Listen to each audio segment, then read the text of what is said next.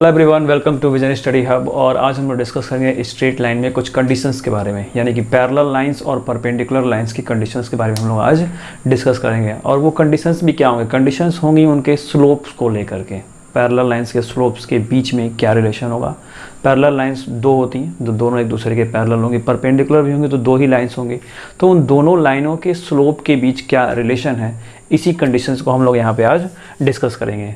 तो यहाँ पे मैंने टॉपिक लिख दिया है फॉर पैरेललिज्म एंड परपेंडिकुलरिटी। ठीक है, पैरेलल लाइंस के अकॉर्डिंग और परपेंडिकुलर लाइंस के स्लोप्स के बीच में क्या रिलेशन है, उसी को हम लोग यहाँ पे डिस्कस करेंगे। तो पहला कंडीशन मैंने बना कर दिखाया है, एक्सिस बना दिया है, एक्स एक्सिस और वाई एक्सिस, यानी ये फुल्ली जो है कार्टेशियन प्लेन है उसकी तरह से ये दिख रहा है। और यहाँ पे मैंने दो पैरेलल लाइंस भी दिखाई हैं, एक L1 है और दूसरा L2। ठीक है, तो L1 जो है वो एक्स एक्सिस के साथ अल्फ़ा एंगल बनाता है और L2 जो है वो एक्स एक्सिस के साथ बीटा एंगल बना रहा है। ठीक है, ये दोनों आपके एंगल्स हैं। तो अल्फ़ा और बीटा एंगल्स की वजह से अब यहाँ पे कंडीशन जो है वो कही जाएगी कि यदि L1 L2 के इक्वल है, इफ़ L1 पैरेलल है L2। ठीक है, यदि ये दोनों पैरेलल हैं देन तब ये अल्फ़ा इक्वल क्या होगा, बीटा होगा। यदि जब दोनों पैरेलल हैं तो अल्फ़ा और बीटा क्या होगा, दोनों इक्वल होगा। इट मीन, ठीक है, इसका मतलब क्या होगा कि 10 alpha equal 10 beta, 10 alpha equal 10 beta. अब उस एंगल में जो भी लें आप, जिसके भी टर्म्स में लें, साइन एंगल कॉस एंगल को छोड़ दीजिए, 10 अल्फ़ा और 10 बीटा लेंगे। अगर वो दोनों बातें इक्वल हैं तो 10 अल्फ़ा और 10 बीटा ही आना है। तो इस वजह से 10 अल्फ़ा क्या होगा आपका, M1 इक्वल M2। इसे आप M1 इक्वल M2 कह सकते हैं। यानी कि यहाँ से आपको कंडीशन ये मिले कि इनके स्लोप्स जो होते हैं वो क्या होते हैं, इक्वल होते हैं, यदि दो लाइनें पैरेलल हों तो ये एक कंडीशन है। इन्हीं कंडीशंस के बारे में हम लोग को डिस्कस करना था। एक कंडीशन अभी और रिमेन है। तो पहली कंडीशन में आपको ये मिल गया कि जब पैरेलल लाइंस होंगी तो M1 इक्वल M2 होगा, या M1 इक्वल M2 है तब वो दोनों लाइनें क्या होंगी, पैरेलल होंगी। आप उसको इनवर्स भी कह सकते हैं। अब बात करते हैं दूसरी लाइन के बारे में। तो यहाँ पे आपको दो लाइनें परपेंडिकुलर दिखाई जा रही हैं, L1 और L2। L1 और L2, L1 और L2 जहाँ एक दूसरे को इंटरसेक्ट करते हैं ए पॉइंट पर, तो वहाँ पे ये 90 डिग्री का एंगल बनाएंगे, यहाँ भी और यहाँ भी। ठीक है, वर्टिकली अपोजिट एंगल। और यहाँ पर L2 जो जा रहा है वो एक्स एक्सिस के साथ बीटा एंगल बना रहा है, और ये L1 जो जा रहा है वो अल्फ़ा एंगल बना रहा है। ठीक है, बीटा और अल्फ़ा। तो अब इसके अकॉर्डिंग ध्यान दीजिएगा, ये L1 जो है वो एक्स एक्सिस के साथ अल्फ़ा एंगल बना रहा है, तो L1 के लिए स्लोप कितना हो जाएगा, M1 equal 10 alpha, equation number 1, right है। और ये जो 10 बीटा है तो बीटा इक्वल कितना हो जाएगा, 2 फिगर के according beta equal 90 degree plus alpha हो जाएगा। ये फॉर L1 के लिए था, यानी कि लाइन 1 के लिए, करेक्ट। और इस लाइन 2 के लिए फॉर L2, इस लाइन 2 के लिए बीटा ये जो है ये इस ट्राइंगल के अकॉर्डिंग एक्सटीरियर एंगल है। और एक्सटीरियर एंगल का डेफिनेशन होता है कि वो उस ट्राइंगल के जो अपोजिट टू इंटीरियर एंगल्स होते हैं उनके सम के इक्वल होता है। तो फिलहाल ये 90 डिग्री, 90 प्लस अल्फ़ा इक्वल होगा बीटा के। तो इसके अकॉर्डिंग जब आप इसका M2 फाइंड करने जाएंगे तो M2 इक्वल हो जाएगा आपका 10 बीटा, यानी कि 10 90 degree plus alpha. It mean ये आ गया minus cot alpha, trigonometric ratio के अकॉर्डिंग। तो M2 इक्वल कितना हो गया, माइनस कॉट अल्फ़ा। तो M2 इक्वल -1 अपॉन 10 अल्फ़ा। ठीक है, -1 अपॉन 10 अल्फ़ा। और ये 10 अल्फ़ा क्या है, 10 अल्फ़ा है आपका M1। तो M2 इक्वल -1 अपॉन M1, ये आपका रिलेशन हो जाएगा। M2 equal -1 upon M1। और जब M1 को इधर लाएंगे तो एक रिलेशन और मिलेगा, M1 इंटू M2 इक्वल आपको मिलेगा -1। तो आप इन दोनों रिलेशन में से किसी भी रिलेशन के अकॉर्डिंग बातें कर सकते हैं। कोई भी रिलेशन आपको इन दोनों में से दिखाया जाएगा तो आप कह सकते हैं कि यहाँ पे दोनों लाइनें क्या हैं, एक दूसरे के परपेंडिकुलर है, यानी एक दूसरे को 90 डिग्री पर टच करती हैं, कट करती हैं, इंटरसेक्ट करती हैं। आप इन तीनों बातों में से कोई बात कह सकते हैं। तो M2 इक्वल -1 अपॉन M1 या M1 इंटू M2 इक्वल -1। ये दो रिलेशन है, पैरेललिज्म और परपेंडिकुलरिटी का। ये पैरेललिज्म का था और ये आपका परपेंडिकुलरिटी का था। दो कंडीशंस मैंने आप लोग को यहाँ पे शो कर दी। अब इसके अकॉर्डिंग आपको क्वेश्चन मिलेगा तो उसमें आपको इसी तरह से यहाँ पे अप्लाई करना होगा। अप्लाई करने की जो कंडीशन है क्वेश्चन में कैसे इसको अप्लाई करेंगे वो भी आपको दिखाएंगे हम एग्जाम्पल के थ्रू। एग्जाम्पल यहाँ पे सॉल्व किया जाएगा। फिलहाल pause the video and note it down. अब एक एग्जाम्पल देख लेते हैं कि जब कोऑर्डिनेट्स दिए गए होंगे तो उसके अकॉर्डिंग स्लोप कैसे फाइंड किया जाएगा। तो फॉर्मूला मैंने आप लोगों को एक्सप्लेन किया ही था पिछले वाले वीडियोज़ में। तो उसके अकॉर्डिंग ये आपका हो जाएगा x1 y1 और ये आपका हो जाएगा x2 y2, राइट है। तो टू फार्मूला, इसका हमें स्लोप जो है वो फाइंड करना है। तो फार्मूले के अकॉर्डिंग स्लोप ऑफ लाइन यानी कि small m equal y2 minus y1 upon x2 minus x1। तो y2 की वैल्यू है 4 माइनस और y1 की वैल्यू -2 यानी कि +2 हो गया और x2 यानी कि -1 और फिर x1 यानी कि 3, तो -1 -3, तो ये हो गया आपका 6 और ये नीचे आपका -4, -1 -3, तो माइनस तो ऊपर चला जाएगा। ये हो गया आपका 3, ये हो गया आपका 2, तो टोटली हो गया -3/2 स्लोप ऑफ लाइन। ठीक है, स्लोप ऑफ लाइन कितना हो गया -3/2। तो इस तरह से थोड़ा सा बहुत ही छोटा एग्जांपल था स्लोप फाइंड करना किसी भी लाइन का जब कोऑर्डिनेट्स दिए गए हों, तब एंगल्स के अकॉर्डिंग नहीं, कोऑर्डिनेट्स जब दिए गए हों उसके अकॉर्डिंग स्लोप जो फाइंड करने का फॉर्मूला था y2 - y1 upon x2 - x1, उसमें मैंने पुट किया और आपको वैल्यू मिल गई -3/2। अब डिस्कस कर लेते हैं एंगल्स बिटवीन टू लाइन्स, दो लाइन्स के बीच में एंगल्स क्या होगा और उसकी वैल्यू क्या आएगी और फिर उसके अकॉर्डिंग उसके सिंबल्स कैसे चेंज होंगे, पॉजिटिव नेगेटिव क्या कंडीशन बनती है उसको समझ लेते हैं और फार्मूला क्या बनता है वो सारी बातें समझ लेते हैं। तो यहाँ पे मैंने कार्टेशियन प्लेन में x और y एक्सिस दिखा दिया और दो लाइनें भी दिखा दी L1 और L2। तो L1 जो जा रही है वो x एक्सिस के साथ α1 बना रही है एंगल और L2 जो जा रही है वो x एक्सिस के साथ α2 बना रही है। इनके अकॉर्डिंग ही हमको रिलेशन मिलेगा α1 और α2 के अकॉर्डिंग। और जहाँ पर ये मीट कर रहे हैं L1 और L2, जहाँ पर एक दूसरे को ज्वाइन कर रहे हैं, इंटरसेक्ट कर रहे हैं, वहाँ पर इधर एंगल बन रहा है थीटा और ये बन रहा है फाई। ठीक, तो अगर थीटा के अकॉर्डिंग लेंगे तो ये एक लीनियर पेयर ऑफ एंगल बनेगा। ठीक है, तो ये फाई की वैल्यू यहाँ से हो जाएगी 180 degree minus theta, 180 degree minus theta बनेगी। डन।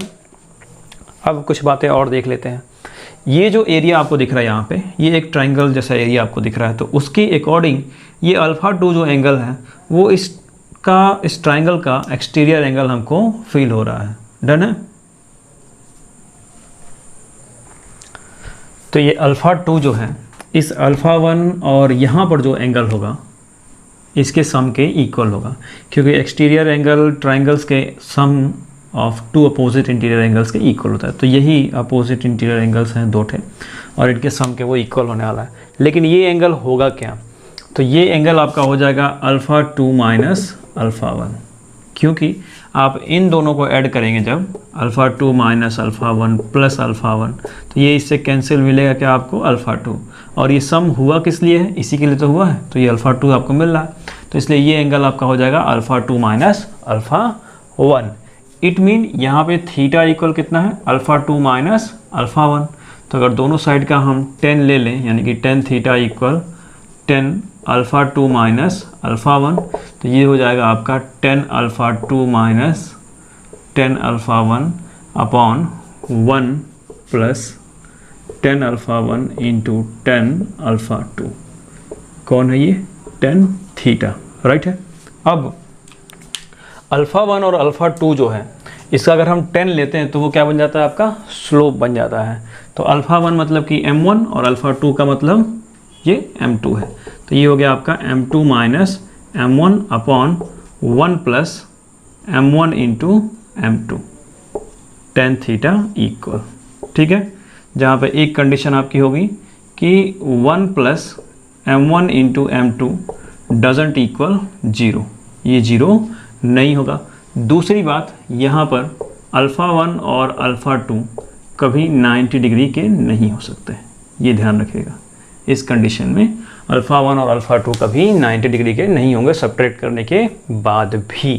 तो ये एक ऐसा एक्सेप्शनल केस है। पिछले वाले में मैंने आपको 90 प्लस अल्फ़ा दिखा दिया था, बट यहाँ पे क्या है कि अल्फ़ा 1 और अल्फ़ा 2 का सब्ट्रैक्शन करने के बाद भी आपको 90 नहीं मिलना चाहिए इस कंडीशन के लिए, इस एंगल्स के लिए। तो ये कंडीशन जो है ये अलग है पिछले वाले के मुकाबले। तो एंगल्स बिटवीन टू लाइंस में अल्फ़ा 1 और अल्फ़ा 2 का जो भी डिफरेंस है वो भी 90 नहीं होना है। तो इसके according tan theta equal m2 minus m1/1 plus m1 into m2 मिला। अब अगर हम बात करें फाई की, तो ये आपकी पहली कंडीशन थी। दूसरी कंडीशन में phi equal 180 degree minus theta है, ठीक है। तो यहाँ पे अगर आप tan फाई लेते हैं, ठीक है, तो tan फाई, तो ये 180 माइनस थीटा हो जाएगा, तो कितना मिलेगा आपको माइनस tan थीटा। तो tan फाई इक्वल माइनस, या माइनस लगाने से पहले आप 180 माइनस थीटा पहले लिख लीजिए। तो ये हो गया माइनस tan थीटा, यानी कि माइनस पुट हो जाएगा, और ये हो जाएगा आपका m2 minus m1/1 plus m1 into m2। किसके लिए? tan फाई के लिए, ध्यान दीजिएगा। तो दो केसेस मैंने आपको दिखा दिए, यहाँ पर ये चीज़ नेगेटिव आ रही है, यहाँ पर ये चीज़ पॉजिटिव आ रही है, करेक्ट। अब पॉजिटिव और नेगेटिव कब होगा, ध्यान देने वाली बात है। पॉजिटिव और नेगेटिव कब होगा? tan थीटा पॉजिटिव तब होगा जब यहाँ पे थीटा क्या हो, एक्यूट एंगल हो, ठीक है, और फाई जो है वो क्या हो, ऑब्ट्यूज एंगल हो। ये बात मैंने आपको बताई थी। जब थीटा एक्यूट होगा तो ये क्या हो जाएगा, पॉजिटिव हो जाएगा, और ये नेगेटिव हो जाना है, ओके। और ये जब नेगेटिव वैल्यू आपको मिल रही है tan फाई इक्वल नेगेटिव, तो इसका मतलब ये है कि यहाँ पे थीटा जो है वो ऑब्ट्यूज है और फाई जो है वो एक्यूट एंगल है। पेडागोजी के लिए बहुत ज़रूरी होता है कि कौन ऑब्ट्यूज है कौन एक्यूट है, करेक्ट। तो इसके अकॉर्डिंग यहाँ पे थीटा ऑब्ट्यूज हो गया, फाई एक्यूट हो गया, तो आपको वैल्यू नेगेटिव मिल रही है। यहाँ पे थीटा एक्यूट है और फाई ऑब्ट्यूज है, ठीक है। तो एक्यूट होने की वजह से थीटा पॉजिटिव रहता है, फाई नेगेटिव रहता है। तो ये दो केसेस में दो कंडीशन होती है। तो इसके अकॉर्डिंग अगर tan फाई लेकर के आपको क्वेश्चन में कैलकुलेट करना है तो आप नेगेटिव रख करके कैलकुलेट करेंगे, और अगर tan थीटा में कैलकुलेट करना है तो पॉजिटिव लेकर के कैलकुलेट कर लेंगे। वैसे नॉर्मली इसको मॉड में रखा जाता है ताकि वैल्यू क्या है, पॉजिटिव आए, ठीक है। दोनों कंडीशंस को पॉजिटिव में दिखाया जाता है, इसलिए इसको मॉड वाली कंडीशन में शो किया जाता है। तो क्वेश्चन में हम कॉमनली इसी को यूज करते हैं, इसको बहुत कम रेयर केसेस में हमको यूज़ करना पड़ता है। तो ये था angles between two lines. So students pause the video and note it down. Next topic है कोलिनियरिटी ऑफ 3 पॉइंट्स। तो कार्टेशियन प्लेन में मैंने एक लाइन दिखाया है L1, और इस L1 पे 3 पॉइंट्स हैं A, B और C। A का कोऑर्डिनेट x1, y1, B का कोऑर्डिनेट x2, y2 और C का कोऑर्डिनेट x3, y3। तो इसकी कोलिनियरिटी कैसे दिखाएंगे कि ये तीनों पॉइंट क्या है, कोलिनियर है। कोलिनियर का मतलब एक ही लाइन पर है, एक ही डायरेक्शन में, एक ही लाइन पर। तो इसकी कोलिनियरिटी दिखाने का फॉर्मूला होता है स्लोप के अकॉर्डिंग दिखाते हैं। अब स्लोप किसके अकॉर्डिंग आप दिखाएंगे, स्लोप ऑफ AB इक्वल होगा स्लोप ऑफ BC के, ठीक है।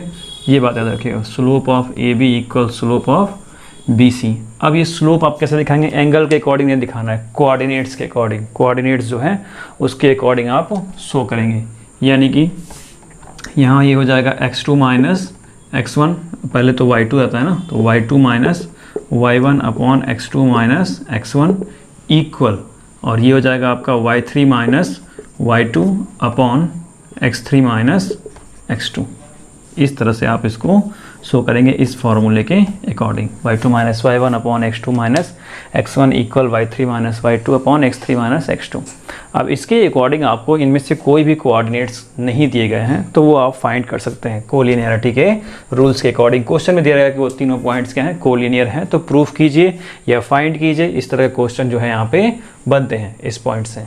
डन है। सो स्टूडेंट्स पैरेलल लाइंस और परपेंडिकुलर लाइंस के अकॉर्डिंग एक एग्जांपल यहाँ पे सॉल्व कर लेते हैं कि देख लेते हैं कि किस तरह से अप्लाई किया जाएगा जो परपेंडिकुलर लाइंस के स्लोप की कंडीशंस दिखाई गई थी और परपेंडिकुलर लाइन के स्लोप की कंडीशन।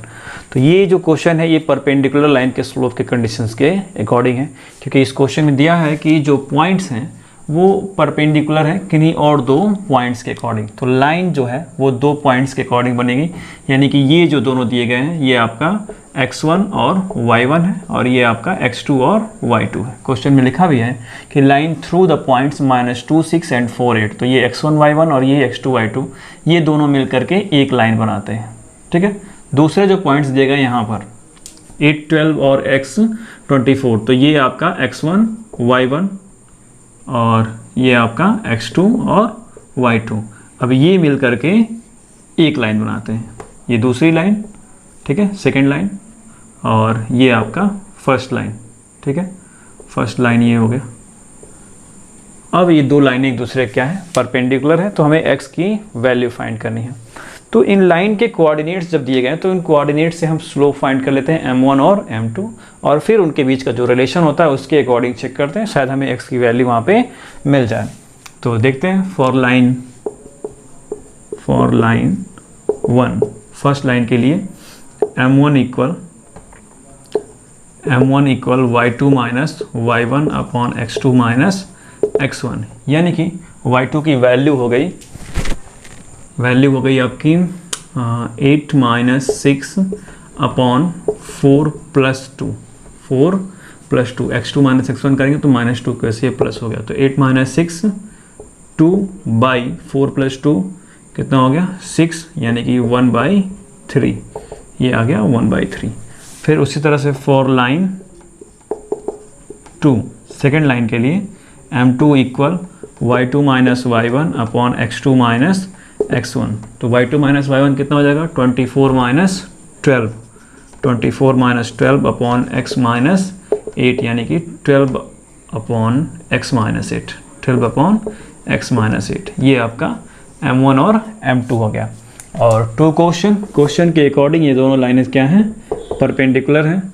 सो m1 इंटू m2 इक्वल -1, तो m1 की value 1/3 into 12 upon x minus 8, 3 1 3, 3 4 12, और यहाँ पे -1, तो ये आपको मिला 4 अपॉन x माइनस 8 इक्वल -1। तो इसके according 4 equal minus x plus 8, multiply करेंगे तो क्रॉस मल्टीप्लाई करेंगे तो x इक्वल 4, माइनस 6 इधर आएगा तो प्लस हो जाएगा, और +4 उधर जाएगा तो माइनस हो जाएगा, तो 8 माइनस 4 करेंगे तो 4 आएगा, यानी x की वैल्यू कितनी आएगी 4। तो परपेंडिकुलर की जो क्वालिटी थी, यानी कि m1 इंटू m2 इक्वल -1, उसके अकॉर्डिंग हमको x कोऑर्डिनेट्स की वैल्यू क्या हो गई, मिल गई यहाँ पे। तो ये एक एग्जांपल था परपेंडिकुलर की कंडीशंस को शो करने का, कैसे अप्लाई किया जाएगा उस कंडीशंस को क्वेश्चन में, जब उसको हम लोग सॉल्व करेंगे तो उस कंडीशन के अकॉर्डिंग इस तरह सॉल्व होता है, x की वैल्यू मिल गई 4। So students, pause the video and note it down.